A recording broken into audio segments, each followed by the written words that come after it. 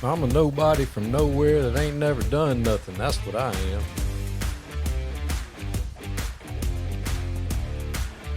An old head. These young coaches, I tell you what, I can't figure these jokers out. They got a backpack on and tight something.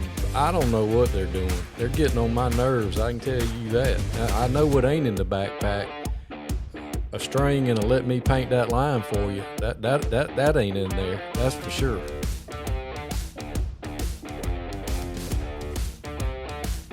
I had a kid the other day. He said, "Hey, Coach, didn't Christopher Columbus write the Pledge of Allegiance?" I said he sure did. He also played quarterback for the 1985 Chicago Bears. He said, bet. That happened. Son Coaches, Season 6, where coaches come and tell their stories. Some of them are funny. Some of them is going to help you in your coaching journey. Not everybody has a funny story, but everybody has a story. Hope you enjoy Son Coaches, brought to you by Titan Sensor.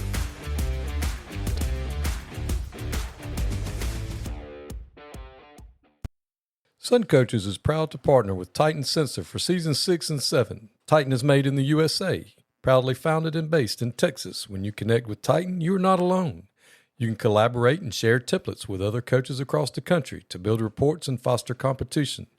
Used by programs such as State 6A Georgia State champion Grayson High School, Titan can tailor a package to fit your needs. The eye in the sky never lies. Improve your team's performance with Titan. Welcome to Son Coaches Podcast, and today I'm fired up to be joined by the head coach of the Coffee County Trojans, Coach Mike Coe. Thanks for being on with me. Coach, appreciate you having me, brother. Well, Coach, you did something down there that hadn't been done ever, and I imagine they're going to name something after you down there in Douglas, which is real awesome. But before any of that happened, long time ago, tell everybody where you grew up and where you went to school. Well, I grew up in Auburndale, Florida, which is in Polk County. It's right in the center of Orlando and Tampa, and played for Coach Joe Parrish, who's a legend down there, and Coach is still alive. And anytime I go back down there, I get to go see him and do all that, and get to hang out with him some. And I played there for him, and then I had 4 knee surgeries while I was in high school, so I didn't go play college ball. I just started coaching right out the gate. Matter of fact, before I even graduated that spring, I started coaching JV football. And so, I feel very, very fortunate to have played for the men that I played for, and then get to coach under them as well. Yeah, I always lead on to the next thing about when you went to school. Did you know you wanted to be a coach, or did you get in the wrong line? But apparently you knew from an early age that that's what you wanted to do.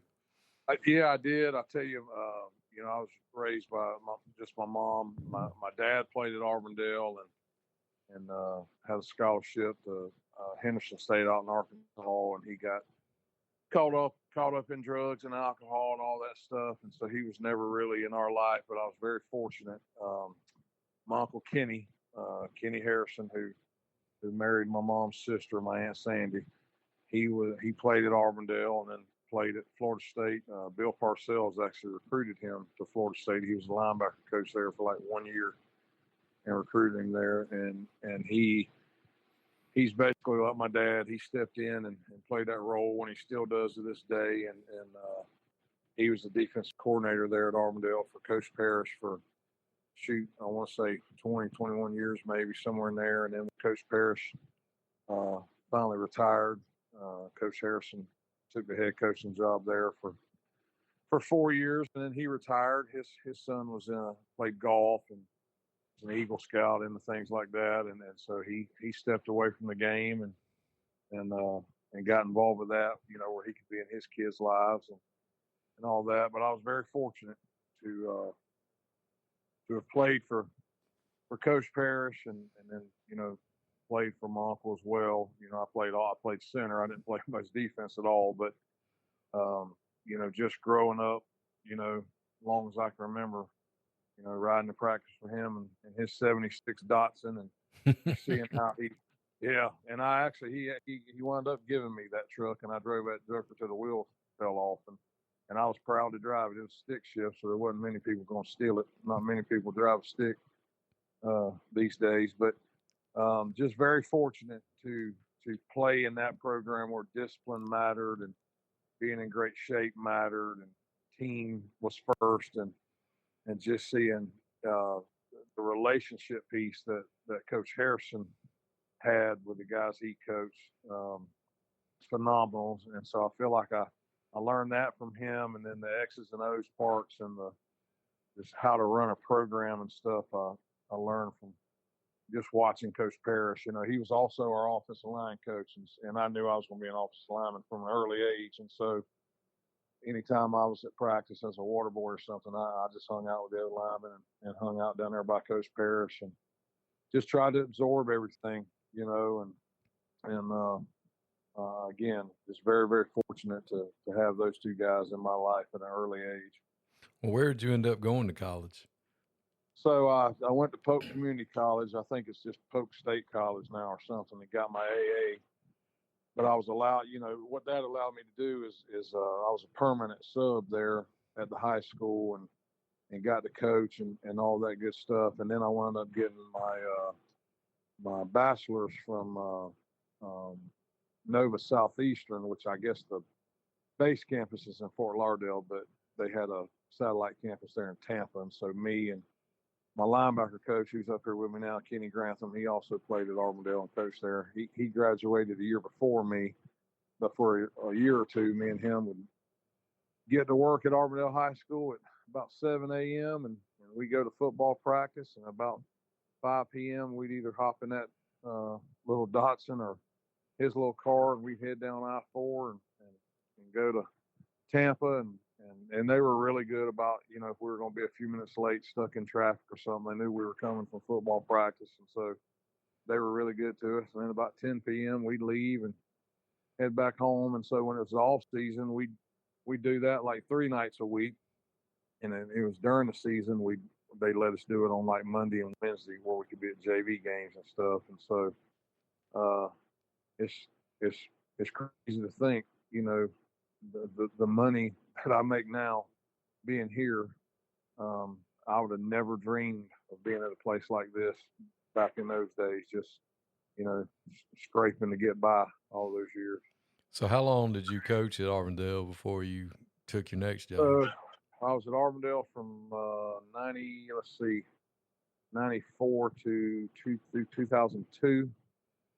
And then, man, crazy story. So Coach Harrison resigned kind of right before that spring of 2003, and they brought another guy in, and me and Coach Grantham both applied, and we had another guy on staff apply. None of us got it. And, you know, you're 25 years old, and you think you know everything, and I was heartbroken because I was an Auburndale guy through and through, and never left town, and, you know, that was my dream job, and I thank the good Lord every day now that I didn't get it, because I sure wouldn't be where I'm at right now if I'd have got that job then.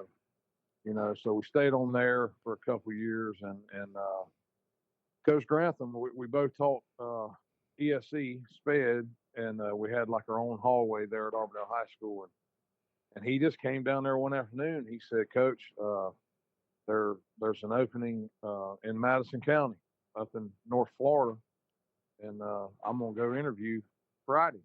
And I said, "Well, okay." And at the time, we were both leaving Auburndale, and I had a job lined up at Bartow High School with Richie Marsh. And I don't know if you know Richie, but just salt of the earth, human being, football coach. He's back down there at Frostproof now. And I told Coach Grantham, I said, "Yeah, I'll ride with you." But, you know, I had the job lined up at Bartow, and so I was good to go. Well, I think it was that Friday morning we're leaving to go to Madison, and Richie tells me that, "Coach, there's a change in plans.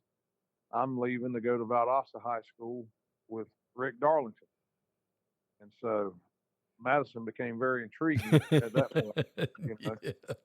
And so I went up there with Coach Grantham with Kenny, and they were in a hiring freeze. But what had happened is they had a Century 21 grant or something, and so there was a lady leaving her ESE position to go run that, and they needed an ESE teacher, and so they hired Coach Grantham. They actually interviewed him at the middle school, and while I was there, they all talked to me and said, Coach, we'd love to have you. We're gonna have some more spots in August, and I'll be honest with you, Coach. Man, we got off that exit off I-10, and it was freezing that day. I want to say it was December or January. I can't remember, but it was freezing cold. And I mean, there wasn't anything on that exit. And I remember looking over to the right, and there was a field, and there was a llama or something in it, and some cows and goats. There was no Walmart. I mean, there was nothing. There was nothing. And I told Coach Grantham, I said, "You're a slam fool if you come here. There is no way I would come here. There's no Walmart. There's nothing." And about a week later, they had another job come open. And so the curriculum coordinator there at the high school called me and said, "We'd really love for you to come up and interview. And we know you have an ESE background." And when I told the good Lord where I wouldn't go and what I wouldn't do, a few weeks later, I wound up in Madison, Florida. And I tell you, it was one of the best things that ever happened to me. It wound up being, me and my wife were had not been married long, and our oldest son, who's 20, just turned 24, and he's married now. He was like a year and a half. But what it did is it got us away from our family, and kind of was like going off to college, and forced us to grow up and either make it or not, because it was us, and that's all we had. When I tell you, Coach, we lived in a dumpy little trailer out in Pinetta, Florida, and she cried for the first 4 months. I mean, it was bad. Now, I was in football heaven. I was in football heaven. I mean, we had some players, and it's a football town, but my wife did not enjoy it when we first moved there. And old Joe Crafton, he was a Booster Club member, and it was actually a little trailer on his property, and the washer and dryer was out away from the trailer, and it was bad. It was bad. I think the rent was like $300 a month. That's how bad it was. But one of the best decisions we ever made. 3 of my 4 kids were basically born and raised there, and found a great church. And our team chaplain, old Preston Gainey, he actually played for Coach Pruitt at Union County on their first state championship team, and he wound up being the pastor at Hopewell Baptist Church, and me and him were the same age, and we just hit it off, and we wound up going to church there, and we're best buddies to this day. As a matter of fact, my oldest son Zach married his daughter Lydia, and so we're best buddies, and we're in-laws as well. But that's awesome. One of the best, yeah, Coach. It's one of the best. I mean, it's a football place, but what I fell in love with was majority of those kids there. A lot of them don't have their dad in their life, just like I didn't.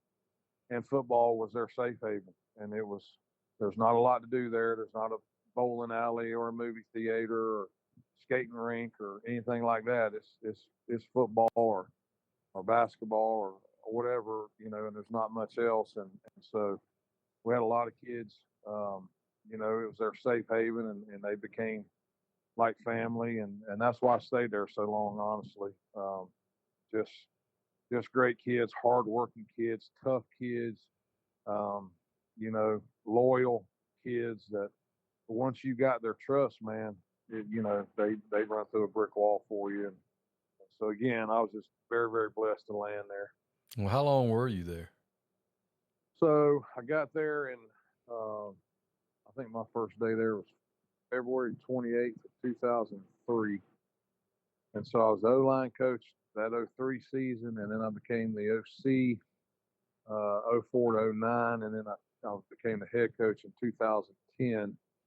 So 2010 through 21, that 21 season, I was the head coach there. So I guess 19 years, 19 football seasons I was there. And honestly, most people that come in there teaching or coaching, they last maximum 3 years. I think I had 2 coaches that weren't from there. That Coach Erzberger, my OC, he was there with me for ever since I was a head coach. He came in, and he's here with me now at Coffee, so he stayed. But now he married a girl from our church, so he had no choice. And then Coach Monson, my DC, when I left, I think he stayed. I think he was there with us 6 or 7 years, and he's now in Jefferson County, right next door. But most guys, because it doesn't pay very well, and it's a poor place, but it's a great community, great community. Now the school system struggles with some things and all that. But as far as community goes, man, I couldn't have asked for a better group of people and fans and people that support you. And, once they know you love the kids and they see the mission, it's not just about winning and losing. I mean, I couldn't have asked for a better community and group of people, to work hand in hand with to help those kids. Well, that first head coaching job, you'd been there for a while. So what were some things you did to kind of tweak it or put your spin on it? I mean, because everybody's first head coaching job, even if you've been there a while, you really ain't. You don't know what you're not ready for till you're not ready for it. Right. And I had a lot of responsibility kind of, before that. And what I did was just I tried to keep the things that I thought were really good that we did there, and then I tried to bring some of the things that, honestly, that I'd learned from Coach Parrish, years ago, being a water boy and playing for him, and then later coaching for him, and I don't think, people say kids have changed, and I don't think that's 100% true. I think our value system may have changed some. Adults may have changed. Social media has definitely changed the way you may have to coach these days. But I still think kids need the same things and want the same things. And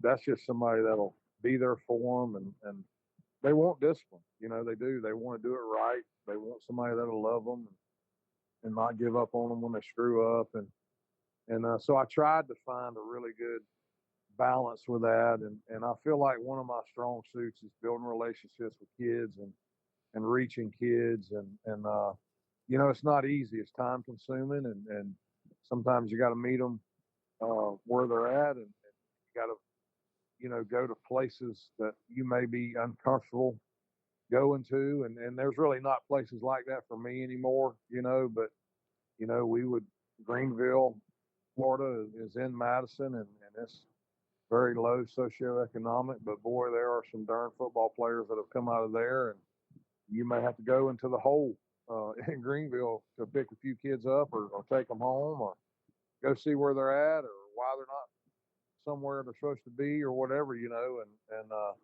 but again, I think when you do those things, I think the parents respect that, and I can't tell you how many mamas have told me, Coach, you do whatever you have to do to help me get this joker graduated and keep him out of trouble and keep him on the right path and all those things. And I think we do some really cool things in our program to kind of be preemptive with that and building relationships with the parents and stuff. And we can get into that a little bit later on. But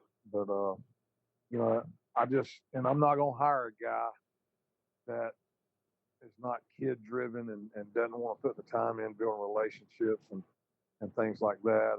And I've always had really good coaches that wanted to do that and, be more than just a coach to the kids that we coach. And so I've been very blessed to have great staff, everywhere I've been.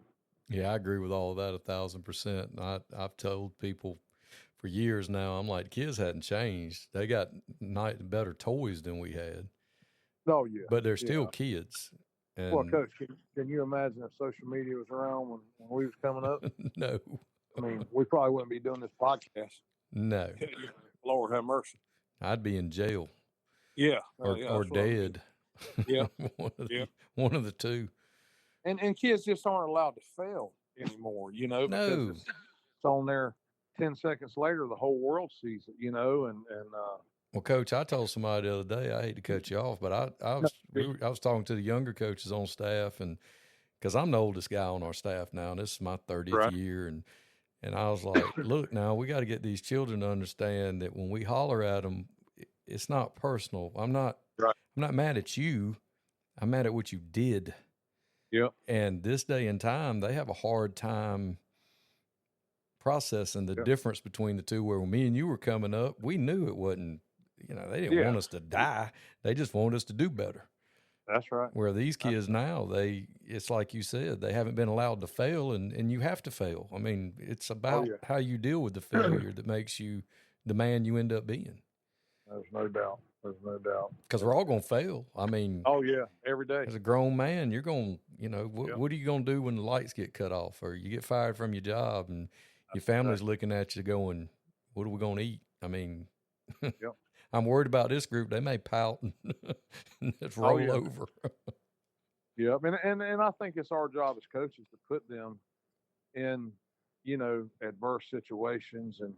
But I also think, and I tell our guys all the time, I'm not going to be sympathetic towards anything you have going on, but I will be empathetic because, I watched my mom get her tail beat by my dad, several times. And I watched him throw away his life and family, over drugs. And I watched my mom work 2 jobs to make ends meet and him not pay a lick of child support and all that. And so I do understand that there's situations like that, but pouting about it and woe is me and expecting somebody to step in there and do it for you is not going to help you, And so I'll be empathetic and I'll try to help you and all that, but I'm not going to feel sorry for you because the world's not going to feel sorry for you. And you got a way out, and it's not just football. I mean, shoot, we got Wiregrass Tech here that has every kind of trade that you can imagine, and we push our kids to that, and so I do think there's far more opportunities these days for kids, things like that, if they're just willing to go do it. And, there's opportunities to go start making good money right off the bat and not have to take school loans out and all those good things. And so, it's a fine line, but social media has definitely changed the game. So you were able to parlay all the success in Madison County into the coffee job. Yeah. How hard was it for you to leave something that you'd been 2 decades basically a part of?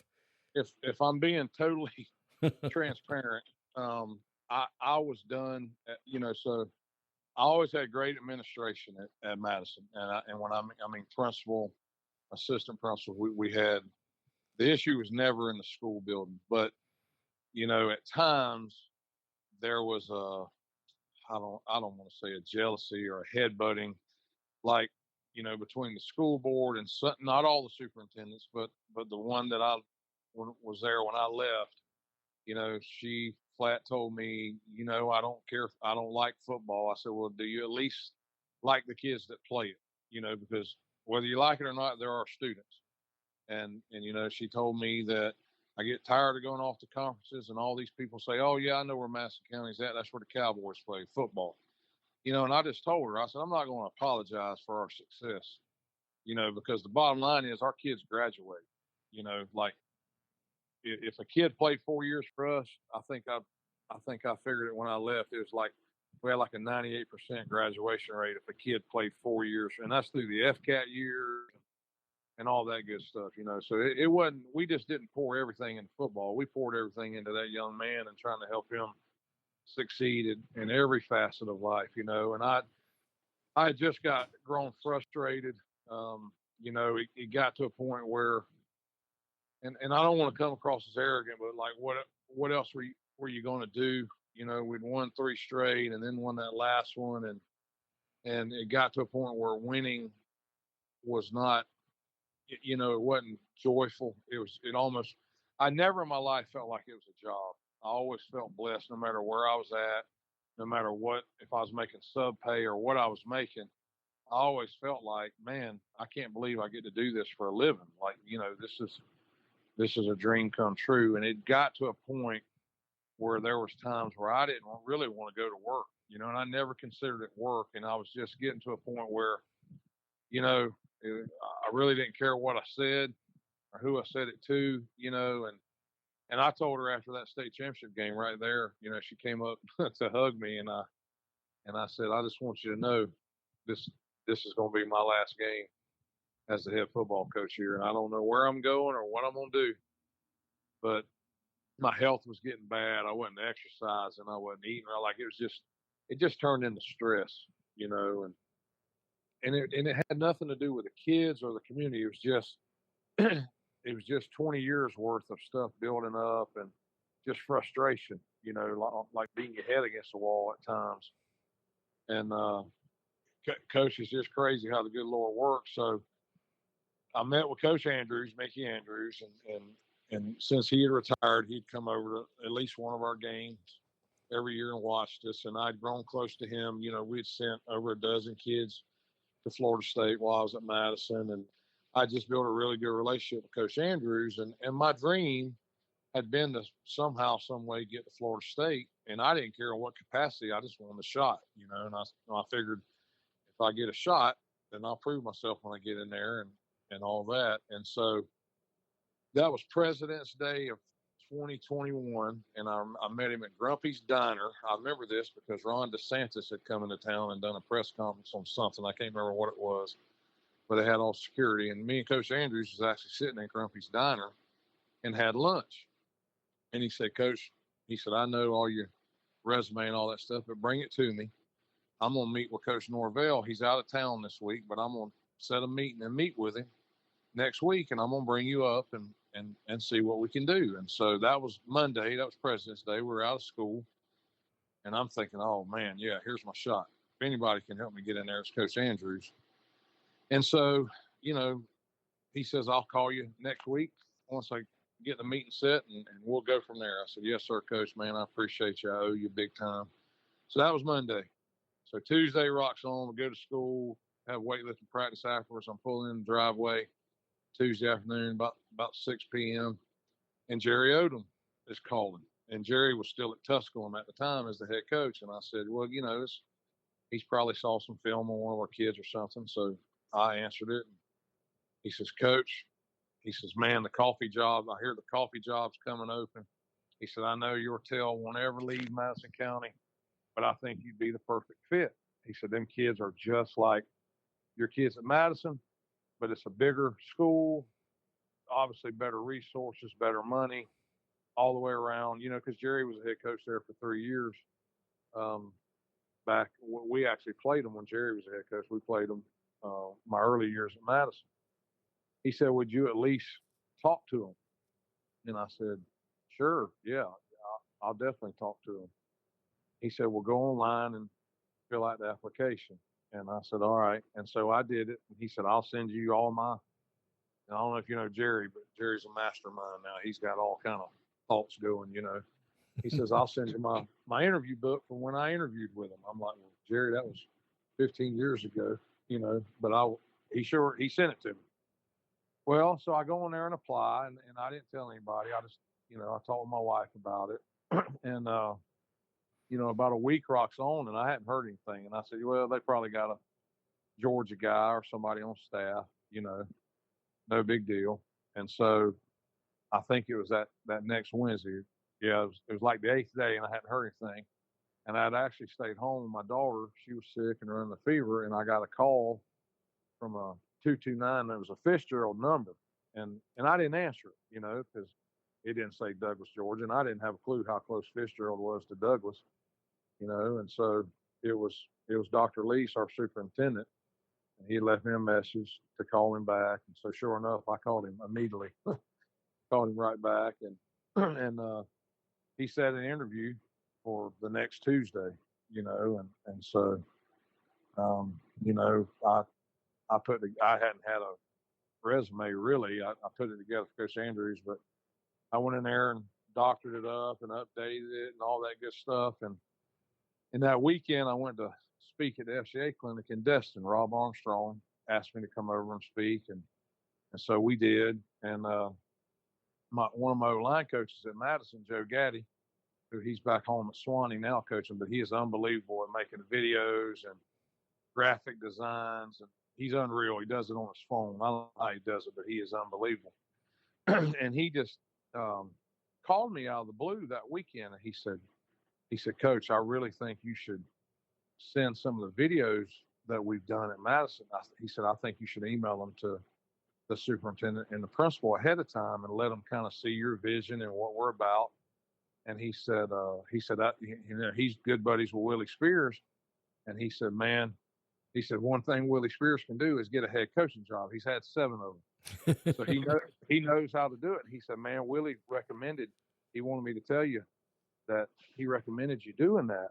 And my best buddy, our team chaplain, he was actually with me. Him and his wife went with us that weekend. And his wife's like, I don't know. I don't think you should do that. Well, I did it. I went ahead and did it. And lo and behold, once everything got settled and I got the job, the principal told me, he's like, man, them videos made a big impact on me and Dr. Lease. It kind of showed your heart. And, you know, that's what we want, is somebody to promote our kids and promote our program and all that good stuff. And so I went and interviewed that Tuesday morning, and my buddy went with me, my old Preston, our team chaplain, and he actually came out and hung out with Coach Pruitt while I was interviewing. And I'm telling you, Coach, we were coming through Pearson, and between Pearson and Douglas, and you got all those pastures, and he looked right at me and he said, Coach, I'm telling you, this is where you're supposed to be. I can feel it. I can feel it in my spirit. He said, I hadn't seen you have this much excitement and joy in a long time, you know, and I said, well, man, I hadn't even interviewed yet, you know, like I hadn't been offered a job or anything, you know, and I really wasn't nervous. I really wasn't, you know, and so I went up to the school board office and came in the back door, and me and Mr. Allen, our principal, and he played at Coffee and graduated from Coffee. And then Dr. Lease also played, graduated from Coffee. And we sat in the break room, and I mean, we must have talked 2 or 3 hours. And I think my interview was at like 2, and I got there like at 10 a.m. And so I'm sitting there thinking, well, I guess this is the interview. And so Dr. Lease says, well, y'all want to head up to the high school? We can show Coach around, and we can do the official interview. I said, well, good gracious, I guess so. So we got in the truck and headed that way, and they showed me the field house and the weight room, and my gracious alive, you come from somewhere like Madison and then see, you know, what Coffee had, and it's like going from NAIA to Division I, you know, just the facilities alone. And so we did the interview, and Dr. Lee said, let's go back to the board office and sit down and finish this thing out. And you know, funny story, we're sitting there, and it's rocked on into the night now. It's like 7 p.m. and we're just sitting there, and his phone rings, and he says, do y'all mind if I take this? This is Mama calling. So it was his wife. And he said, hey, I'm sitting here finishing up this interview with Coach Coe, and, you know, all this and that. And he said, I'll call you right back as soon as we're done. And, you know, and so he hangs up with her. And so then he looks at me and says, Coach, I sure would love for you to be the next head football coach at Coffee High School and lead our program and all this and that. So we get talking how many spots I have that I can bring coaches in and all that. And we get talking, you know, my main concern was assistant coach numbers, you know, because I knew I was going to try to bring some heavy hitters from Florida, but it would have to be worth their while to take them, you know, because they were all head coaches and stuff. And so once I got that arranged, you know, he said, well, you know, Coach, do you care what you make? Do you want to know what you would make? And I said, well, yes, sir. You know, that'll be fine. So he slides the paper over, and needless to say, it was far, far more than anything I'd ever dreamed of or anything like that. And me and my wife had agreed that I would not, if they were to offer, I wasn't going to take the job, that we were going to come home and talk about it first, you know. And I'm telling you, this happened just as sure as I'm sitting here. About the time he slid that paper over and I looked at it, my phone rang, and it was my wife, because again, the interview's at 2, and it's rocking on like 8 p.m. now. She wants to know where you at. Right. She's concerned something's happened. And so I held the phone up and I said, do y'all mind if I take this? This is Mama calling, just like he said, you know. And they're like, no, shoot, Coach, put her on speakerphone. Put her on speakerphone. And so I did. I said, Dr. Lease has something to ask you. And he said, Miss Coe, this is Dr. Morris Lease, Superintendent of Schools, Coffee County Schools, and we sure would like for you and Coach to come up here and Coach lead our football program, and you come teach elementary school and bring your kids with you, and, you know, all this and that. And she, you know, she played along with it. And I said, now listen, this is what I'll be making, and I'm not going to share what it was. Right. But, and I said, do you still want to talk about this? She said, oh, no, no, no. She said, I think the good Lord has told you where you need to be and where I need to be. And, and here's the thing. It's never been about money with us, and it sure hadn't been about money with her, because if it was, I'd have left Madison a long time before I did, because I had some other offers and stuff. But I really feel like, coaching, especially head coaching, you better go where you fit, and I trusted Jerry when he told me these kids were like the Madison kids, and they are. They are just like my Madison kids. They're tough, hard nosed. Now we do have, I will say, we've got more fathers in the picture here, really good dads. We have a bunch of kids that, it's just them and their mom or their grandmother. And so we have a good mix of that, but they're tough and hard nosed, and you can coach them hard, and they behave, and they work their tails off, and man, they make good grades. Like, and he's allowed me to hire a great staff of men that I got a great mix of older guys that's done it for a long time, and younger guys that have juice and energy and bring it every day. And we all get along really, really well. And you better, if I had any advice for guys who want to be head coaches, you better chase administration. I wouldn't chase players, because I think you can develop them to some point, but if you have a great administration and those and a great school system, and they're behind you, man, it makes a world of difference, and I told our principal the other day, I'll be here as long as they'll have me, as long as him and Dr. Leash are here, and I think both of them have at least 5 or 6 more years, hopefully, in them, but they're just so great to work for. And the whole system is so kid friendly, and there's so much for kids here to do. And the town support, if it's about the kids, the town supports it. And we have we have performing arts, like our drama classes, and our art club is like unbelievable. They go to Boston one year, and then they go to New York the next, and there's just so much stuff here for kids to do. And I was just really excited for my girls to be a part of that. And one does cheer, and one does dance, and they have competitive weightlifting for boys and girls, and there's just so much.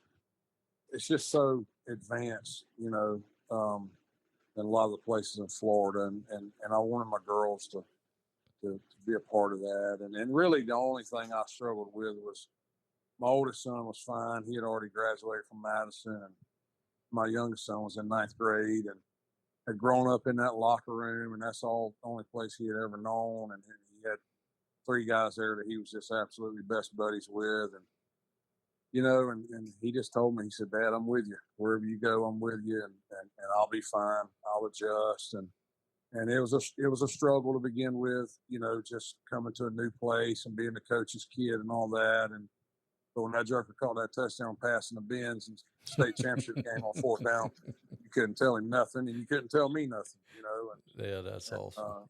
So it all worked out. But, I am very thankful, very, very thankful that Jerry Odom thought of me and called me, and his connect. Our principal actually coached on Jerry's staff, and so they were always really close. And I'm just very thankful that Jerry thought enough of me to call, and that they offered me this job. And it's just, it's just a dream come true. And, I still pinch myself going to work sometimes. I don't even consider it work, man. It's just get to coach with some of my very best friends and great kids, great touchdown club.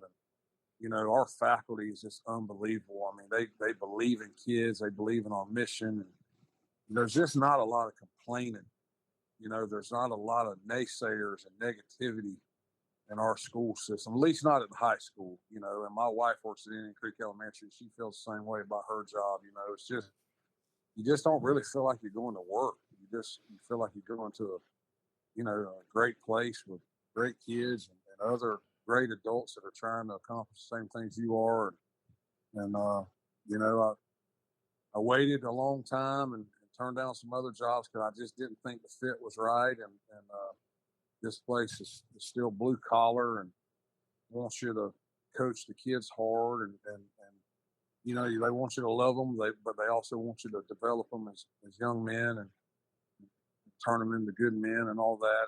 And all that's still important to me, And I told her, we had our Trojan mom night the other night, and I told those moms there, I said, listen, we work way too hard and your kids work way too hard for us not to win enough. We're going to win some, we're going to lose some, but I promise you when they leave here, when that alarm goes off in the mornings, they're going to get up, whether they got a headache or, their little toe hurts or whatever. They're not going to run from stuff. They're going to know how to be a man and get up and answer the bell, and so it's a great place. I'm sure I'm glad to be here. So when you got there, what were some things that you implemented did you just follow the same blueprint you had at Madison, or did you tweak it a little? What were some things for your second head coaching job that were a little different? Yeah, I tweaked it some. I kept and I'll be the first one to admit this place was not broken when I got here. Coach Pruitt did a great job. He was here for 10 years, and I kept 6 of the coaches that he had on staff. And I'm telling you, it's like we've coached together forever. They're some of my best buddies, right now. And I mean, they're great men and great coaches. And then I brought Bo Johnson up from Blountstown, Mike Granato from West Orange. Alex Leckie was the head coach at Monroe. Coach Grantham, coached with me at Auburndale. He had been a head coach in Polk County at several different places, brought him up. I think I got 6 former head coaches, 6 or 7. I got Will Detter now, who's our 9th grade head coach, who was a head coach in Florida. So I got 6 or 7 former head coaches on my staff. And I kept Order of the Sword, which Coach Pruitt installed, which is, the summer weightlifting stuff and conditioning stuff. And so freshmen, they get a certificate, and then sophomores, and it's consecutive now. So like say sophomore year, I think they can miss 2 days out of the summer. Sophomore year, if they miss 3, then it's over. They don't stand a chance to finish it as far as their rewards. But sophomore year, they get a sheath. Junior year, they get a dagger, and senior year, they get a freaking sword. I mean, a legit sword, and because we're the Trojans. And so, like at our banquet, man, there'll be 20-some kids walking out with swords. Kind of dangerous. That's awesome. Yeah. So, I mean, it's, so it's pretty cool. If they make all 4 years, man, they got a sheath and then the dagger. I mean, it's like medieval knights in there, when they graduate. But I thought that was really good. And that's something the parents wanted to keep. And so we kept it, and it's a big deal with our kids. And then they get men of summer T-shirts and all that good stuff. And the OTA stuff, we have adapted some. They always kind of went over to Brunswick and did that when I went to Summer Waves. And I want to go against really, really good people. And not that Brunswick don't have them, but, I want to, like that second year we went over to Lee and TCC. We went to Lee's in June and TCC's in July. And now we host one. Now that we have an indoor, we host one as well. And like this past June, we went up to Rockmart because this is a younger group, and I wanted to take them off, get them away from town and stay in a hotel and kind of build that camaraderie and all that good stuff. And so I just kind of implemented, we've doctored the place up some as far as signage in the field house and the locker room and all that good stuff. I always had Cowboy Mom Night at Madison. So we have Trojan Mom Night where we bring the moms in, and we actually did it last Friday. We feed them. So I have some dads come in and grill hamburgers and we feed them. What we do is the seniors do a little 10, 15-second video just telling their mom what they mean to her and how much they love them. And I send all those videos to Coach Gaddy, my buddy down at Swanee, and he makes a big video. And we get them T-shirts, and that's their ticket in. And we go over the Hope Scholarship, NCAA Clearinghouse. All my coaches introduce themselves, and they make their position group stand up. And Mama, hey, if he ain't taking the trash out at home, call Coach Hall first, his O-line coach. And if that don't work, you call me. That we're here to serve you. and you know, and Yeah, we put. Bob and Bo were two of my buddies. Oh yeah, Bob Hall is. I mean, you can't ask for a better fella. You know, and Bo too. But Bo is an equipment room phenom. I mean, he's a heck of a football coach, but that joker is Johnny on the spot running that equipment room, you know. But both of those guys are just solid ear human beings and really good football coaches too. But anyway, we do that with the moms, and then we'll show that senior video, and then the seniors will go put their jerseys on, and they'll take a picture with their mom, and they'll take a group picture, and they'll get that at senior night and all that good stuff. So we implemented that, and then this Thursday we'll have decals with dads, and so I'll have the superintendent will come, the principal will come. I'll invite men from the community, you know, to help kids that may not have their dad in their life or whatever, and we'll decal them helmets up and have like lemonade and tea and some desserts and stuff and all that good stuff. But just trying to build just build that relationship with kids and do those things. And then, we try to promote them on Twitter or X, whatever it's called these days. And because I do get a little frustrated with the recruiting because we don't have a major highway coming through here. And so I think our kids get shorted a little bit when it comes to that. And so I got Coach Lecky on our staff, and he's in charge of recruiting, and he does a phenomenal job of getting our kids out there and things like that.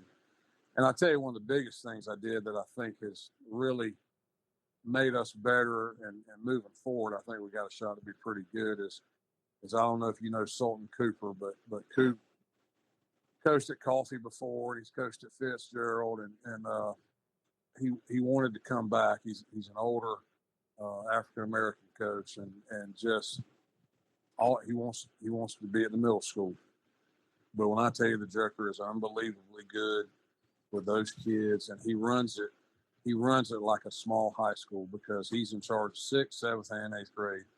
And so I've had him in charge down there for 2 years, and I think between 6th, 7th, and 8th grade, I think he's lost one game in 2 years. And mind you, now they're playing Colquitt and Lowndes and Valdosta. I mean, that's the people they're playing, and so the biggest difference, though, is when those kids get to us now, we're not losing those kids during the summer when they're coming in the 9th grade. They already know how to work because he's got them working the same schedule we are. Now, they don't quite work as many days, but there's no off days in the off season. They are getting after that weight room. They're getting after the speed work.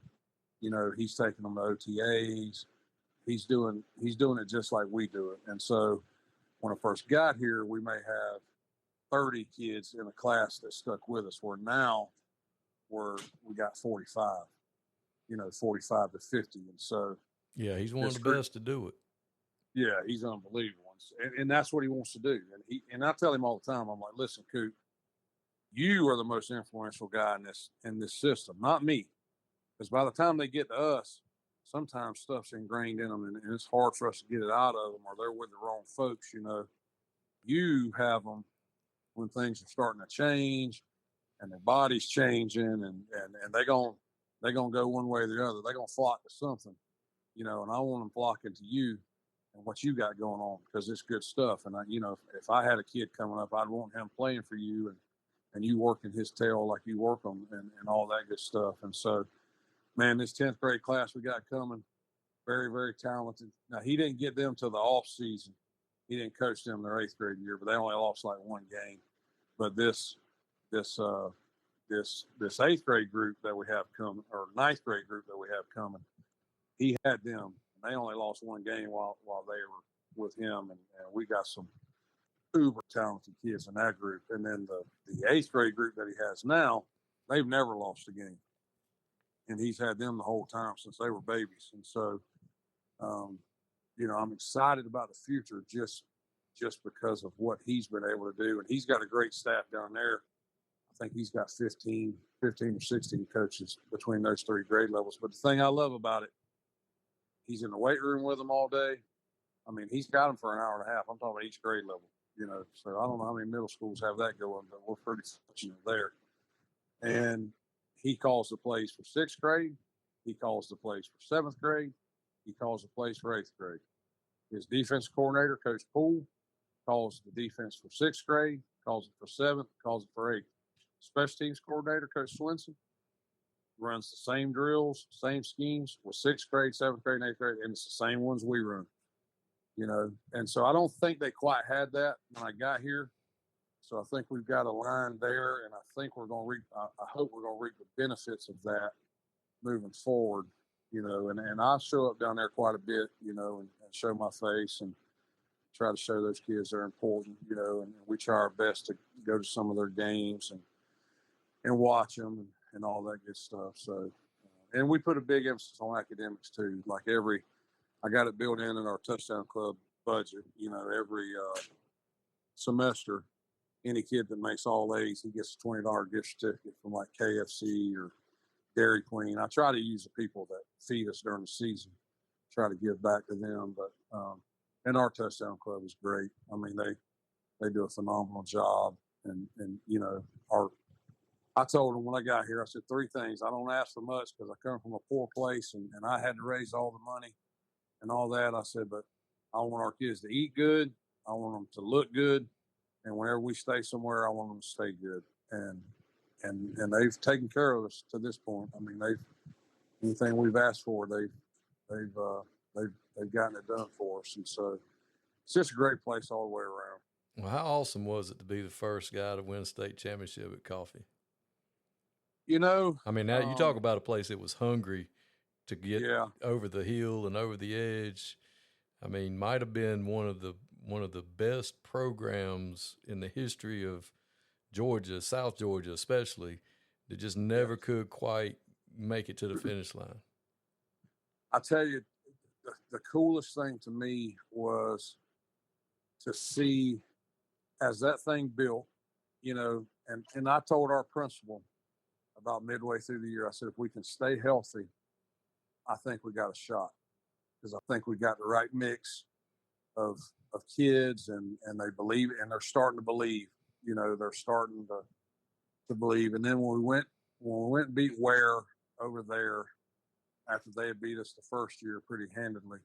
And when I tell you, Coach, and I think I've coached in 12 state championship games now, but I've never been in an environment like that Friday night in Waycross when all the marbles were on the line. And it's the last game of the year. I mean, you talk about electric. That thing was electric. And when we won there and how we won it, I felt like if we could just keep them level-headed and stay healthy, we had a shot, because our kids believed then, after we did that. But just to see that thing build through the playoffs and to see our stands packed and our Trojan walk when we come down from the field house and walk to the stadium and the parking lot, just I mean, Coach, it was like a HBCU, man. Like, these jokers got grills out there on Thursday nights and they're camping out and they're smoke billowing. And I mean, there's grills everywhere. I mean, all over the darn camp, not the campus, but outside the campus at the stadium, and it's like, I mean, they're tailgating and just, it was just cool for our kids to see that, but for the community to experience and see it. And then to stand up on that stage and to look back at that crowd. And that Friday before, we had to go up there for like a meeting, like a logistical thing. And they told us, we walked in the stadium in the bins and they said, you'll get 5 of those sections over there. And I'm thinking, okay, well, that, shoot, that's a lot, that's a lot of people. And to walk out in that stadium and there 5 Coffee fans had 11 of those sections filled up, and our darn students were in the end zone. I wasn't even counting them, but 11, that bottom part of the bins, 11 of those sections was filled with people from Coffee County. Yeah, I joked with one of my buddies. I said, right about now would be a great time to go rob a bank in Douglas, because there ain't nobody in Coffee County right now. I'm telling you. And to hear Gene Wade, who's a school board member, and I think this is like year 50-something of him being the voice of the Trojans on the radio, but to hear him and his grandson get to call the game, and the seconds are ticking away, and his grandson was a quarterback on the 17 team that lost in overtime to Lee. But to hear his grandson say, Granddaddy, what does this day mean to you? And he says, son, I've lived here my whole life, and I reckon this is one of the best days of my life. That's And awesome. to hear him say that. And then when we leave and we stop at Buc-ee's, and I think everybody stopped at Buc-ee's from Coffee County, and it's like 11 o'clock at night, and they're coming in, they're chanting the song "Go Trojans Go," and so me and Coach Granado, I said, man, bring the trophy in with you. So we bring the trophy in, and it's like people lined up waiting on Santa Claus to take a picture. They're all wanting to take pictures with me and the trophy, and I mean, people in Buc-ee's love it, because they're making a killing. Oh, yeah. Everybody from Douglas is there, and then we came back to the stadium, and I had a DJ show up, and man, it was freezing cold, and it's like 1 o'clock in the morning. And listen, I bet 1,000 people came to the stadium, and I mean the music's loud, and it was just cool. It was, and I think going undefeated, kind of that topped it off, But just that group of kids, when I got here, they didn't have to buy in, and they didn't have to listen to anything we had to say, and there's been very, very few discipline issues since I've been here. I mean, they bought in from jump, and when I got here, I had some people tell me, hey, the kids there, they won't play banged up, and some of the parents are this and that. And Coach, it's been just the opposite. I mean, that first year against Ware, our starting right guard and center quarterback probably should not have played. They got beat up, or them ankles got beat up at Greenbrier the week before on that turf. And man, they went out there on one leg. And they said, shoot, we'd rather die than not play in this game, and even that first year's bunch. I mean, we went in the third round, but they played banged up. They bought in,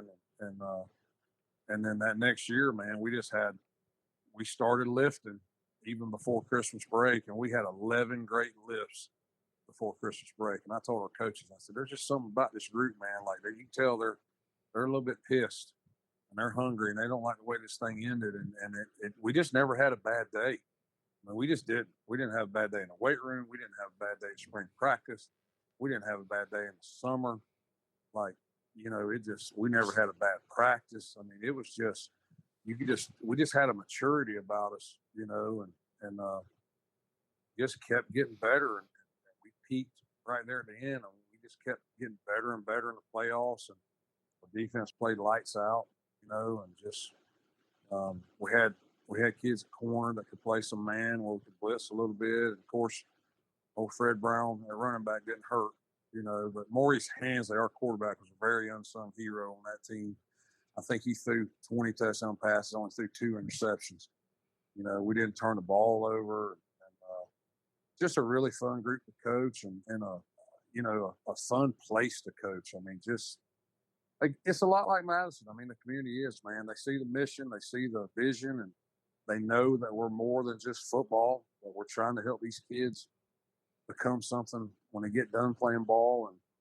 And when you build them relationships on the front end, it alleviates a lot of problems on the back end, and you really don't have to worry a whole lot, because if anybody has anything negative to say, it's really somebody that's not in tune with what we're doing, or not involved, or not invested with what we're trying to accomplish, and so it's just been really fun, and a lot of support, and very, very little negativity at all. Well, you're an old head now, and you've been doing it a long time, and won multiple state championships, and won one in 2 different states, and the game's changed a lot since you first got started. What are some things you've noticed, good, bad, or indifferent, about just the high school game that you sit back and go, man, this is something I used to not have to worry about? Yeah, I number one, I think coaches are so, and I don't want to knock the old heads, because Lord have mercy, it still comes down to physicality and blocking and tackling and all that. But the game is so far advanced with RPOs, and the passing game, and all those things, and then the tempo of the formation. It kills me when coaches get up at clinics now and they draw the pro eye. I'm like, who does that? who does pro I anymore? Like who gets under center and has a tight end and a full? You know what I mean? There's just Yeah. very little of it. Yeah. And you better draw it empty to start with, or you better at least have an H-back sniffer. Well, this will tickle you. We got our short yardage packages, the old too tight power I. Oh, and, yeah. And until I've only been there a couple of months. It's my first year at Dodge. So anyway, all they run is the kick. Everybody block down. We're gonna kick out. Oh, yeah. That's all they've run out of it. So earlier, the other week, I told the OC, he's a younger guy. He's brilliant. He's great, very imaginative, real good at getting the ball in the playmaker's hands. Where I'm more of, this is the schematic. This is what the defense doesn't like. Right. I'm going to make them uncomfortable. That's just the way I think. So anyway, I said, we're going to put the buck in out of power I. We're going to put the counter in out of power I. And the kids look at me, we can do that? Well, baby, there was a time where this was football. Oh, yeah. Yeah. Hey, that's Bo Johnson football right there now. But it just tickled me. I thought you'd get a kick out of that because the kids are like, because we got big youngins and they're like, we can run that play out of this formation. We're like, yeah, baby, it ain't just a spread play. Yeah. It's a football play. No doubt. No doubt. But you're right. I mean, now you come in and the game is like multiple defenses and you're getting in there in the summer and you're like, we're an odd front, right? Well, we are right now. And the next play we might be in an even front. Yeah. And as the offensive line coach, I'm going, Coach, can we just have an odd day? I'm trying to teach. Rules change when it turns to even. Yeah, that's exactly how we do it. An odd day and an even day. But I think it's good. If you ever stop learning, I agree 1,000%. And there's a lot of guys that have good ideas. And I tell you what it's done for us is we've gotten some of the basketball kids to come out and play. Because we throw it more and the RPO game and all those good things. And I'll tell you one thing that we've done that me and my receiver coach, that off season after my first year, we flew out to Bixby High School in Oklahoma, right outside of Tulsa. And I don't know if you're familiar with them, but they've won like 9 of the last 10 states. It used to be Jinx. Yeah. And these guys all came from Jinx. And we flew out there, and Lauren Montgomery's our head coach, great guy, but he's got an OC, Tyson Snyder, who is like just a brainchild. I mean, he's unbelievable. What we got from him was these one-word deals, these fastballs, and I'll be darned now if our whole offense ain't pretty much a word or some kind of association with a color or a mascot, and we got everything broken down in the families. And defensively, we've kind of leaned to that. So, and I remember Kevin Steele back when he was at Florida State, he said these types of blitzes were all weapons. It might be a knife or some type of gun or a sword. And these type of blitzes, they put in the animal family. And so we've kind of geared all of our stuff towards that. And it's crazy, Coach. If you let the kids kind of own it a little bit and name it, and you got to be careful now. They'll name it some stuff they ain't supposed to. But if you let them own it and name it, I'd be dogged if they can't remember where they line up and they're supposed to motion and all that good stuff. And so, we give our kids a lot of ownership in it. And I give my defensive coordinator a lot of credit. Our first year here, he kind of named things how me and him were used to doing it. And some of our – and most of the coaches I kept, other than Bob, were on the defensive side.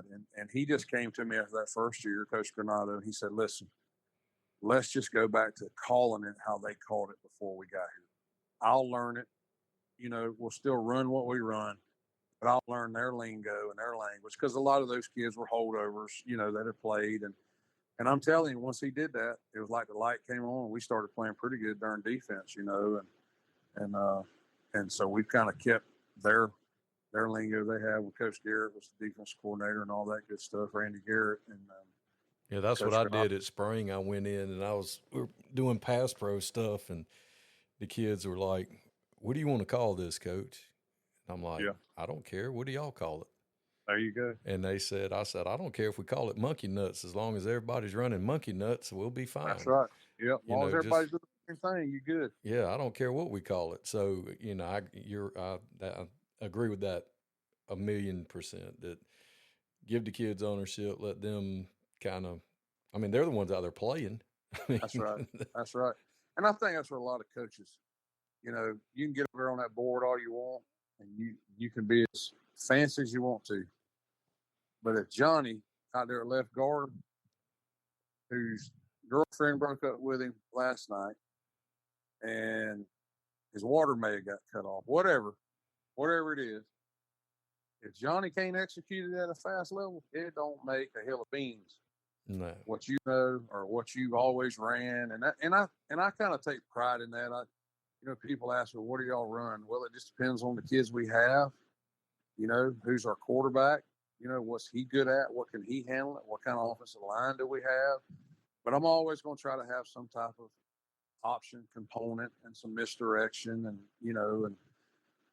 we've got some RPO, far more RPO than we've ever had. And I tell you, we love going up to Georgia Tech and sitting down with Buster Faulkner and those guys. They do an unbelievable job, and then we've been studying Ferris State as well. So what? There's a lot of. What does preseason look like for y'all? Do y'all have one scrimmage or?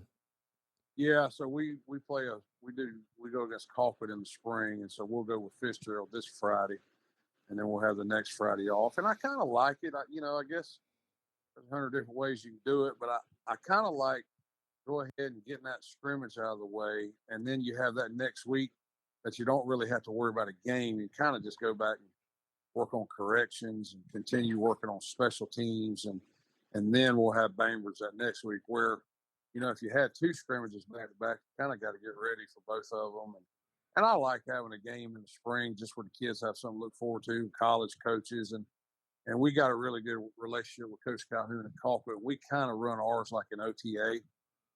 And really, truth of the matter, we really don't even need officials. Me and him kind of run it.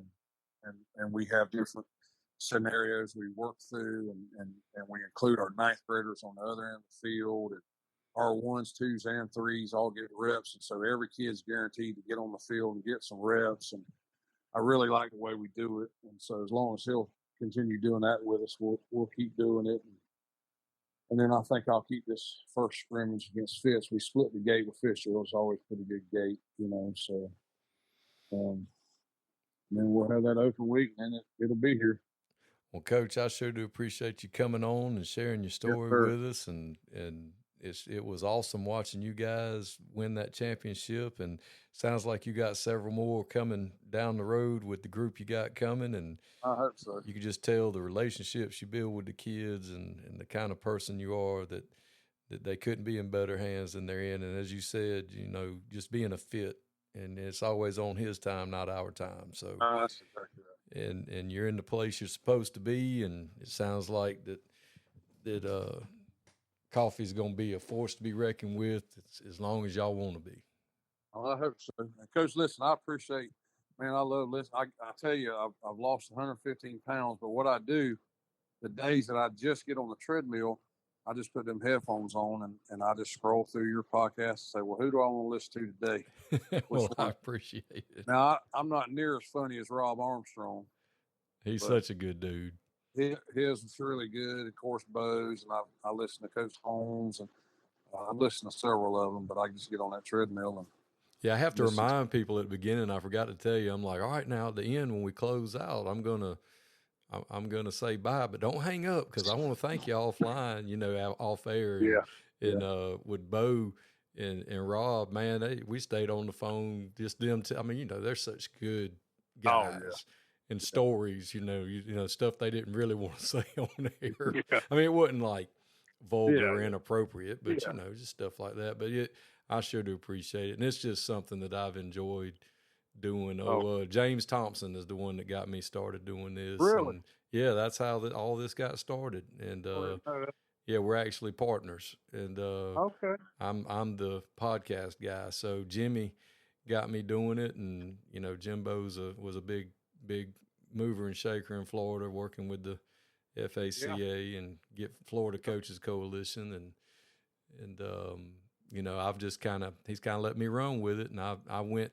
I this past year I got on Twitter and looked at who followed me and who do I follow, and then I wrote down every head coach in the state of Georgia, and I hated it's taking me this long to get to you, but I just worked from the north down to the south, and then I was like, Coach Coe, man, he'll do it. He'd be an awesome story. Man, you don't realize, like, man, what some guys, like, it's just great testimonies and, just what some guys have been through, and then guys that, just, you don't even know, through different people and stuff. And it's just cool to hear people's stories. And sometimes you learn, get good ideas and different ways to do things. And I tell our kids all the time, man, I ain't invented nothing. Everything we do, I've learned from somebody else or stole from somebody else. And, if it'll help our program, I'm all for it. And so it's a good thing, man, because it's different with a coach talking to a coach. There's no hidden agendas or angles or some big news story. It's just two coaches talking, and I think I enjoy that part of it as much as anything. Yeah, no gotcha questions. I don't even write anything down. It's kind of followed the same formula. Now, every now and then I'll get off on a tangent if somebody says something funny, like Coach Williams the other day from Creekview was telling me about that. They have a stuffed bear in their lobby, and I love nonsense like that. I'm like, that's fantastic. Tell me how that works. So he sent me the picture of it. I've got it on my phone, and I just enjoy talking to the other coaches, because some of the guys I know and some of the guys I don't. And you came down, you were gracious enough to come speak at the Coach of the Year clinic last year down in Orlando for us. Now this year we're going to have the Glazer in Orlando. Okay. James is going to be the clinic director there. We got Orlando, Atlanta, and DC. So be ready to speak, Coach. Yeah, man. So me and my DC went out to San Fran and spoke, and that was awesome, man. Man, that was awesome. Those coaches were, man, they were really good. I mean, both of our rooms were packed, and it was really cool just to go, just West Coast guys, and talk to them and hang out with them and stuff. That was really cool. Yeah, I'm the hospitality suite guy, so I get to sit in there with all the college coaches and high school coaches and just kind of hang out and listen to people tell stories. Well, you let James know that I've never been to Washington, D.C. Okay. So I will gladly go speak in Washington, D.C. if he'll have me. Well, I'll put a bug in, because I'm usually the procurer of talent. That's usually, he's like, everybody, see who you can get to come speak. Yeah, I've I'd love to go. I've been to Baltimore, but I've never been to D.C. Yeah, we did the Coach of the Year clinic up there a couple of years ago, and it was actually in one of the suburbs. Okay. So it was actually in, like, right outside of Baltimore, but they said D.C. because all of the guys were, DeMatha was there and St. John's was there. So it was pretty cool to meet those guys. Now, once they got over my accent, it was talking football. So that was cool. Yeah. And hanging out with the Princeton head coach, he was really cool. Oh, yeah. I enjoyed that. And then they had, Brent Pry was there and Moore was there. And